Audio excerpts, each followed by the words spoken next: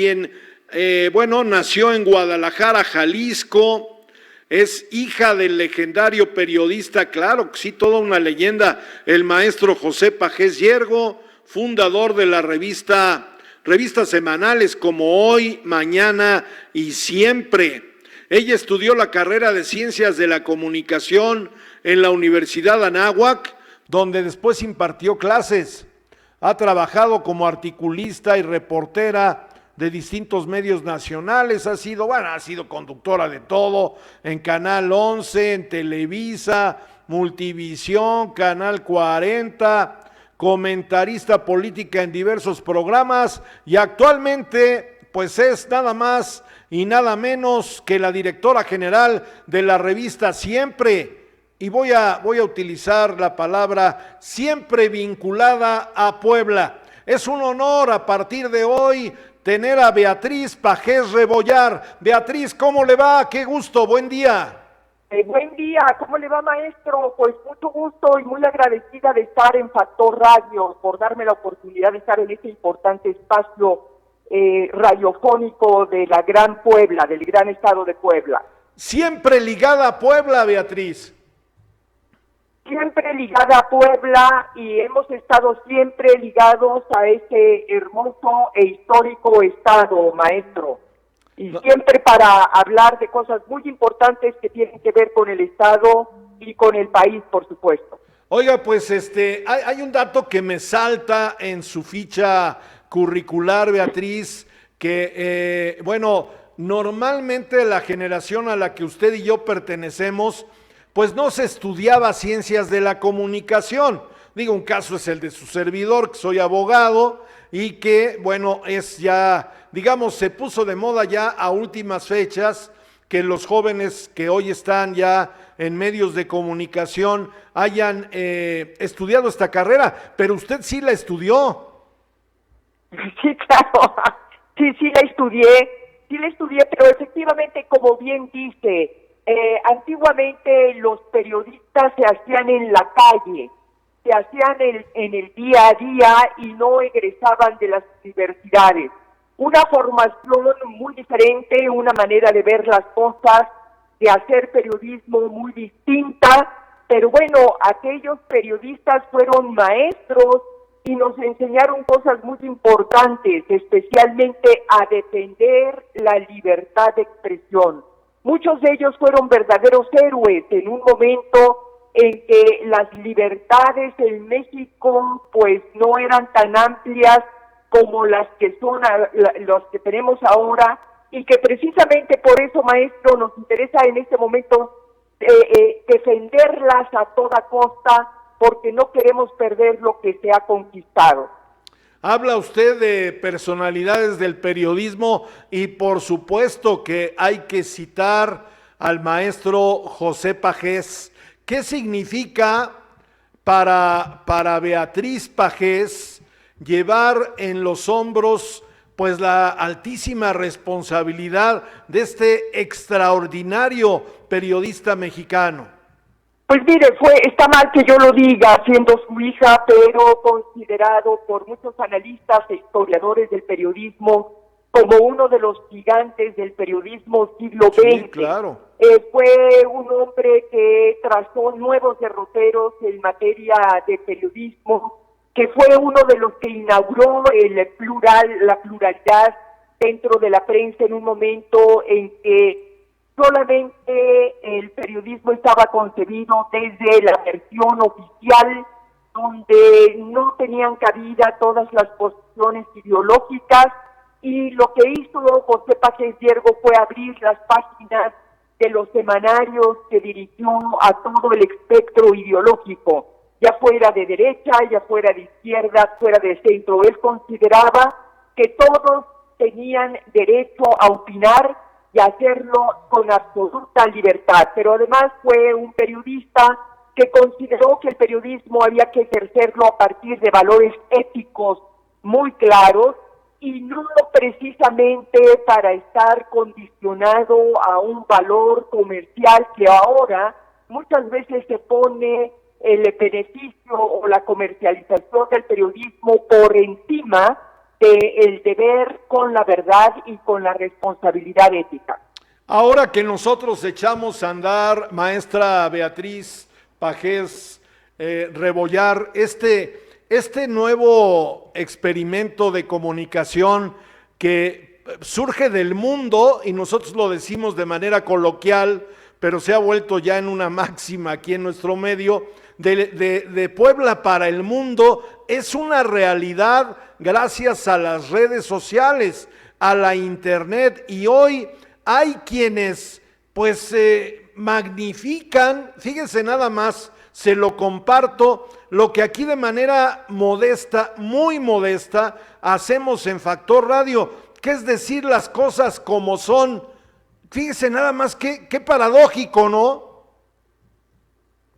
Sí, por supuesto, pero creo que hoy la obligación que tenemos quienes nos dedicamos a los medios de comunicación es decir las cosas como son. Tenemos que defender la verdad a toda costa, porque en este momento de no hacerlo así, podríamos permitir que quienes quieren acabar con todas estas libertades y con el derecho a expresarse, puedan acabar y puedan pasar por encima de estos derechos humanos que hemos conquistado, maestro. Así es que las cosas hay que decirlas, porque creo que la sociedad no merece ser engañada, la sociedad no merece verdades a medias, o como se dice también, vivir en una especie de posverdad, donde lo único que se ganaría es llevar al país a una situación muy peligrosa y muy dañina para la mayoría de los mexicanos. Hay un dato, Beatriz Pajés, interesante, que seguramente usted lo tiene ahí en su despacho, en su escritorio, en donde se habla de que en las mañaneras, que hoy, bueno, pues es el eje de comunicación, y yo diría de gobierno de la 4T, se han expresado 45,000 mentiras. ¿Es esto posible, Beatriz? Bueno, sí es posible, porque efectivamente las hemos contabilizado, todos los que nos dedicamos a esto vemos como un día y otro también. El jefe de Estado, la máxima autoridad del país, utiliza uno de los espacios públicos más importantes para repetir y para decir una cantidad de mentiras impresionante. Estamos viviendo bajo un régimen de la mentira, que sabemos que tiene objetivos muy claros, evidentemente engañar, evidentemente evitar que los mexicanos conozcan la debacle económica, educativa, en materia de salud que está viviendo el país, porque este gobierno no ha sabido gobernar, es un mal gobierno que carece de experiencia, carece de conocimiento para gobernar, para tomar decisiones, que no le gusta planear.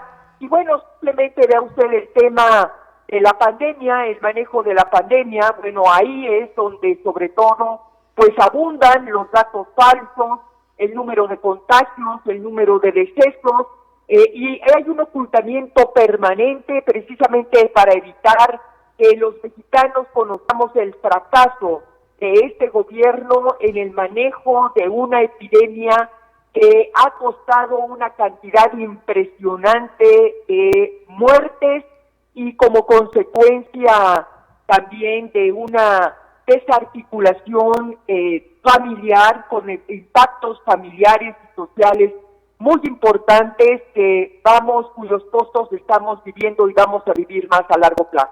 Bueno, pues a partir de hoy y gracias a una queridísima colaboradora de Factor, Lupita Cerón, tenemos el privilegio de tener a Beatriz Pajés Rebollar. Ya no le quito el tiempo, el micrófono es de usted, Beatriz. Adelante con su comentario. Sí, muchas gracias, maestro. Bueno, pues mire, platicaba yo ayer con usted la posibilidad de platicar con nuestro público, pues esta reforma al Poder Judicial y a una artículo transitorio que aprobó la semana pasada el Senado para extender a 2 años más el mandato del presidente de la Suprema Corte de Justicia de la Nación, como usted ya lo mencionó hace un momento.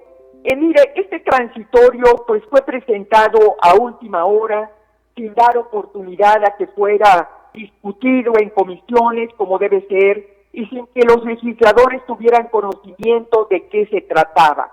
Es decir, se trató de lo que yo llamo una intentona, es decir, un golpe de Estado, porque el Senado de la República aprobó en lo oscuro y en contubernio con el presidente de la República un golpe a la independencia judicial y a la Constitución que solo ocurre en las peores dictaduras. El artículo transitorio que busca prolongar el mandato de Arturo Saldívar al frente de la Corte, yo digo, maestro, que bien podría haberlo redactado un Augusto Pinochet o un Hugo Chávez o cualquiera de los autócratas latinoamericanos que buscan someter al Poder Judicial para consolidar un proyecto político totalitario. Si la Cámara de Diputados permite que llegue a consumarse este ataque frontal a la independencia judicial, los derechos humanos y las libertades de los mexicanos quedarán sujetas a los caprichos del régimen de un solo hombre que todos los días tocaba las bases de la legalidad, de la democracia y, como acabamos de decir, maestro, tocaba las bases de la verdad por la cantidad de mentiras que se dicen todos los días. Buena parte de la sociedad mexicana, sin embargo, sabe e intuye lo que se busca con esta especie de reelección del presidente de la Corte. No es casual que este artículo transitorio se haya introducido de manera subrepticia, utilizando el factor sorpresa al que recurre un asaltante cuando va a cometer una fechoría. Esta iniciativa aparece en medio, hay que decirlo, de un contexto electoral en que las cuentas no le salen bien al presidente y a su partido Morena, cuando la posibilidad que tienen de perder alcaldías, gubernaturas, pero sobre todo el Congreso Federal, los ha llevado a instrumentar una campaña sucia, violenta e ilegal en contra del INE para descalificarlo, para someterlo y luego para desaparecerlo. Ya lo advirtió tanto este intento de candidato al gobierno de Guerrero, Salgado Macedonio, como el mismo presidente de Morena, Mario Delgado. Ellos dijeron, el INE está muerto o el INE debe morir.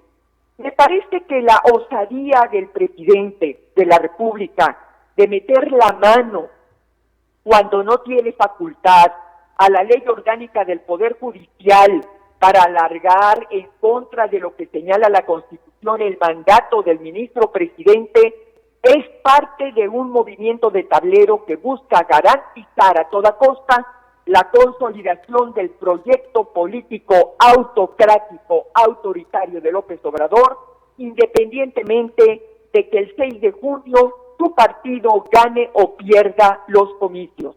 Cuando se busca desconocer un resultado electoral, o bien cuando se tiene pensado, como en Venezuela, instaurar una dictadura judicial para echar abajo las iniciativas y reformas que pueda aprobar la oposición en el Congreso, el gobierno necesita tener bajo su mando y control a la Corte, pero también necesita tener capturados a los ministros para, en caso de ganar la elección, convocar a una asamblea constituyente, derogar la Carta Magna vigente y redactar otra que permita al presidente de la República, si así lo quiere, reelegirse y tener facultades absolutas, sin controles, sin equilibrios, sin órganos autónomos que le estorben, maestro. Así es que me parece que estamos en un escenario de emergencia nacional para la democracia